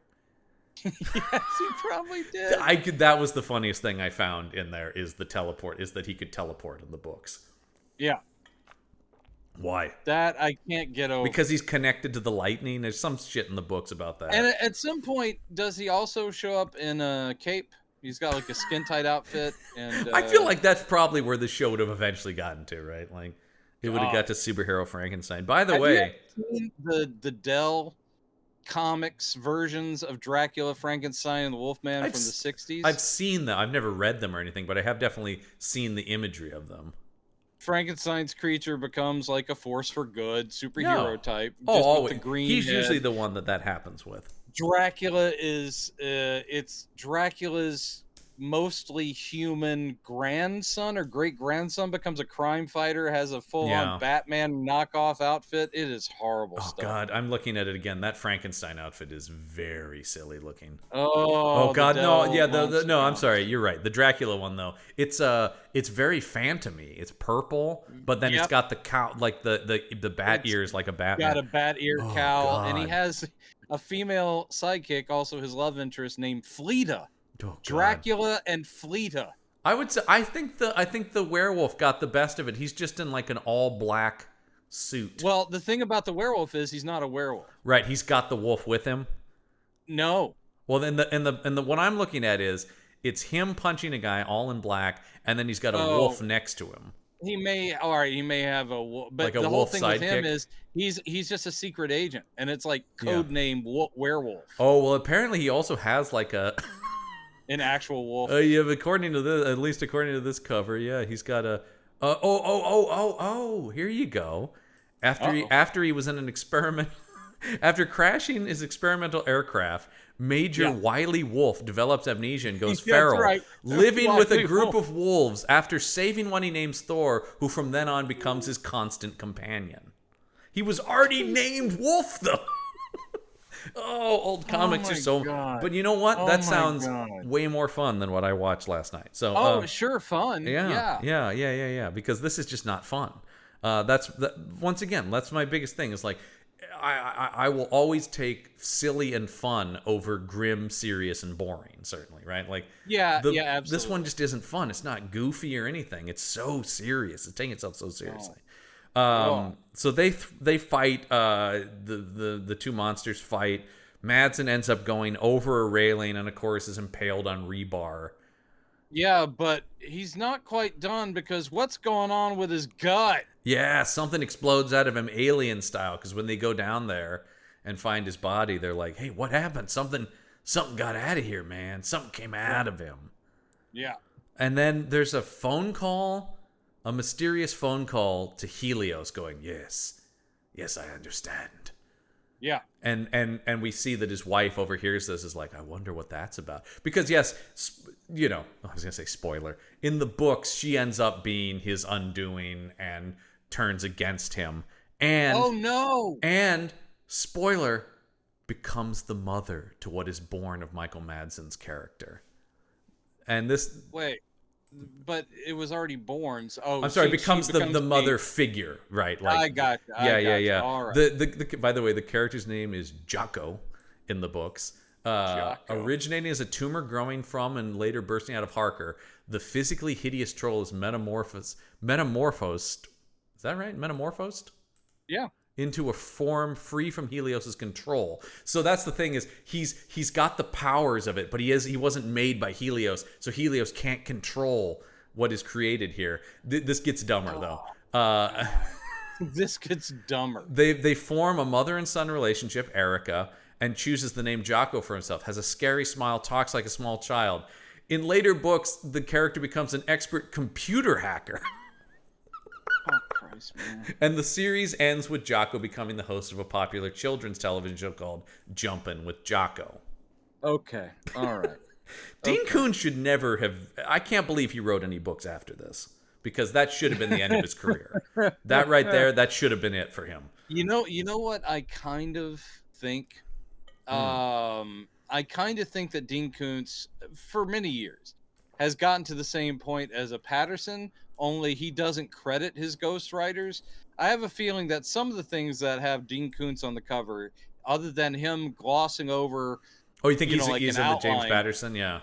Yeah, I think maybe there are other writers. I'm not saying that I'm not saying that Koontz couldn't write something that Right. stupid or weird, but it does seem like so far afield of what he has done before. It's like the James Patterson pattern of being like, here's a basic outline or pitch for a thing. You figure out what that is. Yeah. Yeah. Yeah. Oh, especially man. it may be a thing too where it's like he wrote the first book, and then as they went on, it started to be like, yeah, book 4 or 5, that's not him really. It's more like from the ideas of, I mean, Tom Clancy's still putting out books, and he's been dead for over 10 years. You know? I know, that guy is amazing. His posthumous output is really good. Dude died, and they still make him go to work. It's incredible. Oh man, I can't wait. Speaking of Patterson, I can't wait to read his follow-up to his Shadow novel. Oh, Christ. And also, I never read his Doc Savage, which is apparently really good. The Shadow was enough of a thing where just reading the descriptions of it, I had I can't bring my. I love that character too much, and even being the one who's more open to new interpretations than you are, that's just like, well, that's just so far afield. That's not even a new interpretation. That's just a new character. That has nothing to do with anything. That also sounds like garbage. Oh, it sounds like a shitty new character. Yeah. So let's wrap this thing up. He can transform into a cat. All right. Yes. When let's Parker wrap it up, Posey 'cause comes I'm back getting home, the monster is there talking about how magical her brother is. Yep. And apparently in the books, eventually the autistic boy is the key to bringing happiness to the new race. Oh. Yes, that's because nice. he's in touch with that, he's able to give happiness. That's how the whole thing will wrap up, is the monsters will become happy. I don't know. She has a quick thing about they just quickly cremated Michael Madsen without having an autopsy, so nobody knows what the hell his deal was. And it's like, Helios again, I see. And he says, this is so fucking stupid, the end of this thing. when he's like, well, this has only just begun because this is a pilot. Yeah. Pick up our series, USA. And he's just like, Helios won't stop until he's taken over the entire world and replaced them with his creations. Why? How? Who knows? We'll see each and every week. But Only we won't. no. Spoil. I guess people didn't like this. But What? yeah, God, this show would have been so dumb. And he goes, I need your help though. Why? I don't know. I mean, her skills are just that of a normal police detective. I don't quite understand, but we have to team up to stop this guy though, is the whole thing. And then he goes, how about this? I'll flip a coin. Heads you help me, tails you won't. She goes, no, forget it, man. We don't need the luck. I'm in. He did a coin toss at some point earlier in the thing, and they're trying to make it like a deal for him. That is his deal in the books, because he can make it appear and disappear with his powers. His coin is always like his signature thing in the books. Oh. Yeah. Hey, John, Yeah. stay where you are, because I'm going to come over to your house and hit you in the face, okay? I have to get out some of this, and I can't think of another way to do it. Oh, yeah. Yeah, anyway. This is garbage, and it was utter garbage, yeah. There was also an attempt to turn this later into a movie. In 2012, they did attempt to do this again. TNT actually was greenlit a new thing, and our friend James V. Hart was initially attached to write that. James V. Hart, who I have met and had a whole sit down with. He was apparently at one point attached to turn this into an ongoing thing that would have adapted all 5 books into a larger thing. And it's like, you know what? I think we can leave this continuity aside because it's pretty shitty. Yeah, it is. And it's and adapt the Dell comic book, and I might enjoy it. Dude, more. That would be certainly more fun than this. Or something I do love, if people want a very crazy take on Frankenstein, is the Jeff Lemire Frankenstein Agent of Shade DC book. Very silly, but very fun. Sure. So I have to say, Grant Morrison bringing Frankenstein's creature into DC continuity, I did not welcome, because I was like, come on, man. But the attempt to make him the sort of this, like, since he's been around forever, this badass secret agent guy, I was like, all right, I'll it's fun. I really enjoy all the DC Frankenstein stuff, and I'm glad that McFarlane is going to make a figure of him.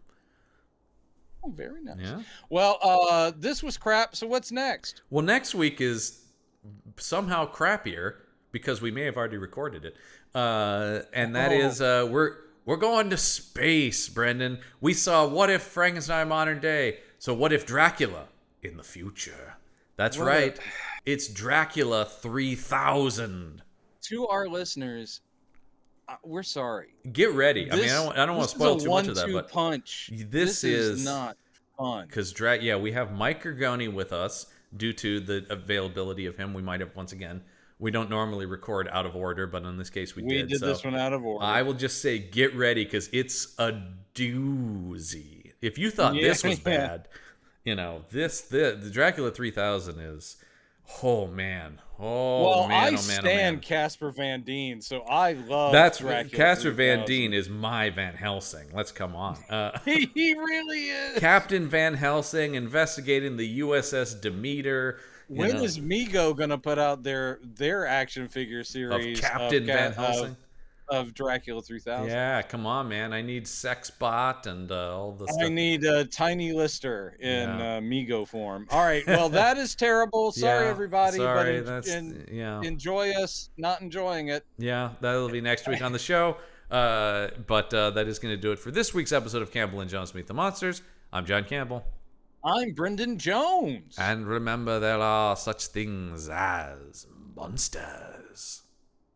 I wanna fuck you like an animal. Bing, bing, bing. I wanna feel you from the inside. Bing, bing, bing.